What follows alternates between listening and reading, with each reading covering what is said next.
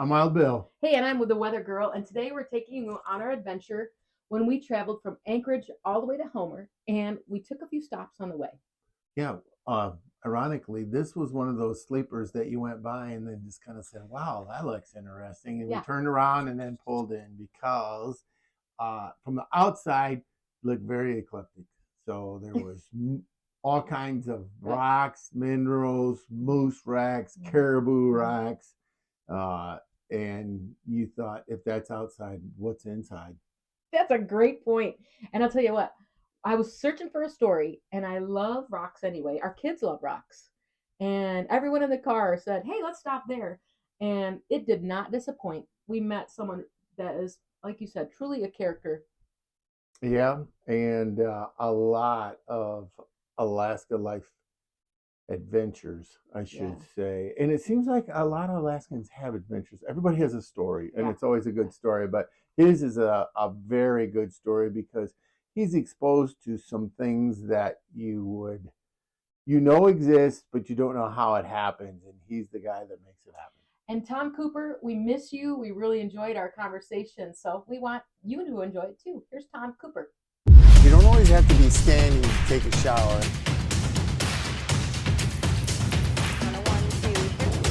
Bright sunny skies. It's so humid and hot. In Defender, and we are riding right now into the rain. Let's take a look at that.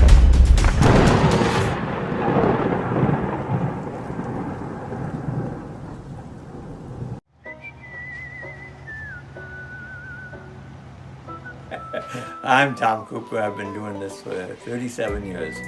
Where you from, Tom? Originally, Buffalo, New York. I'm from Alaska right now. But I had absolutely no choice in that matter. I was born there. Left as soon as I turned 18.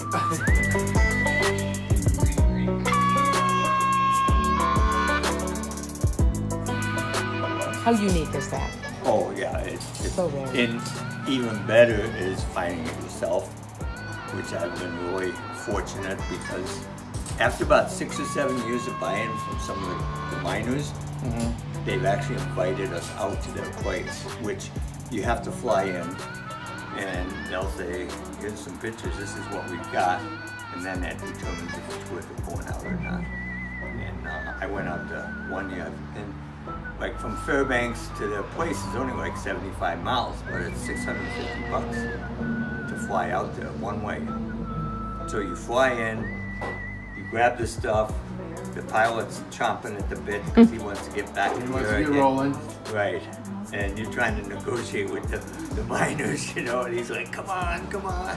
You know? He's already got loaded up in the plane, he's ready to go, you know.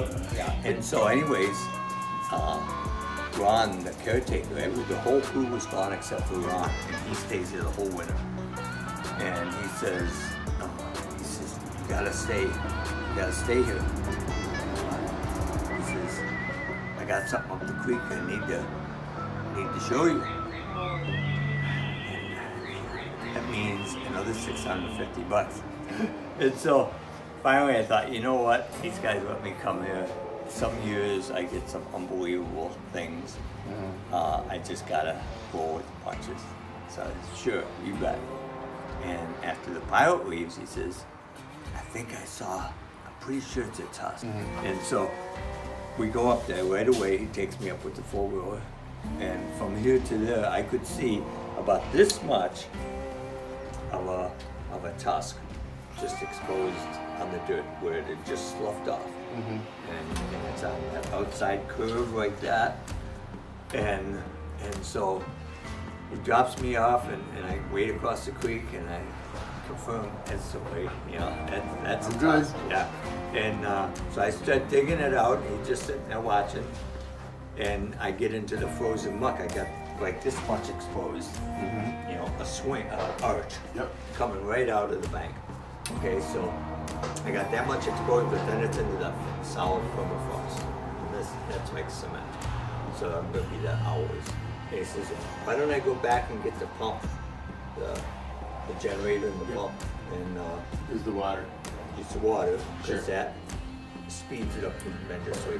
And so he takes off, and I thought, well, I'm gonna undercut and clear as much as I can away from here, so that you know, it's easier. And as I start undercutting, I run into the other one, and that's the set right there in the picture. I see it. See it. And it's that one over there and that one over in the Yeah. corner. Wow. Yeah, and that was just, you know, Exciting. and so I got to dig them out, you know, which is, I mean, people would pay for that experience. Sure. You know, and I got to buy them at a decent price. You know, it was still broke the bank, but it was still a decent price compared. I only sold 2 kids to get them, you know.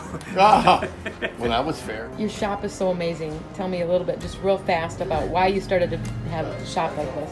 Yeah, I'm just enthused about it. That's something I like doing. Good. Otherwise, I'd have to go get a real job.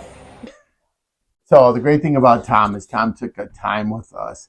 The interesting thing is that Mastodon tusk, very, very, very rarely do you ever find pairs. And the fact that he found pairs was interesting. Yeah. And I don't know, he sold them, but I don't know if that's in the story. He actually sold them to somebody that donated them to a museum or a college or something like that. Yeah, but it was very interesting. That's why he said when you break the bank, he broke the bank on that one. Yeah. So when you drive down from Anchorage to Homer, you're going to go through Sterling.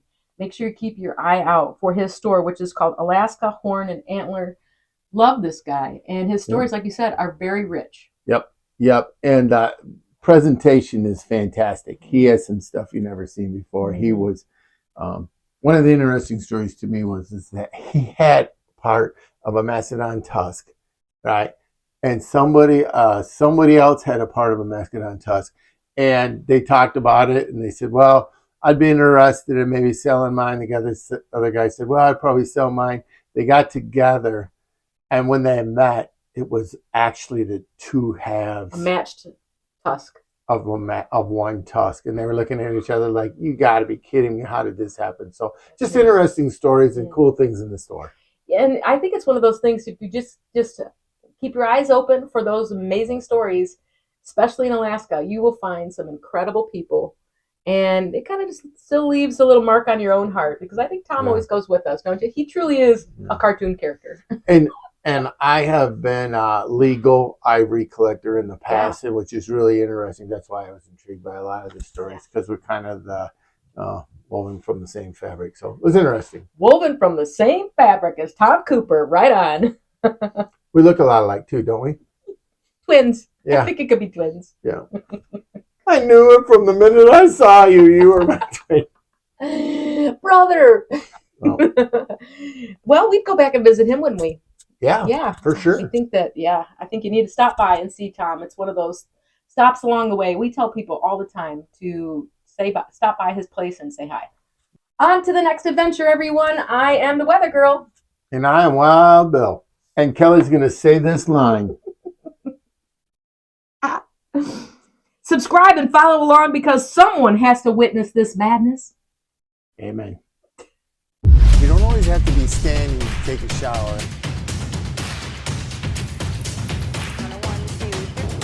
Bright sunny skies. It's so humid and hot. In Defender, and we are riding right now into the rain. Let's take a look at that.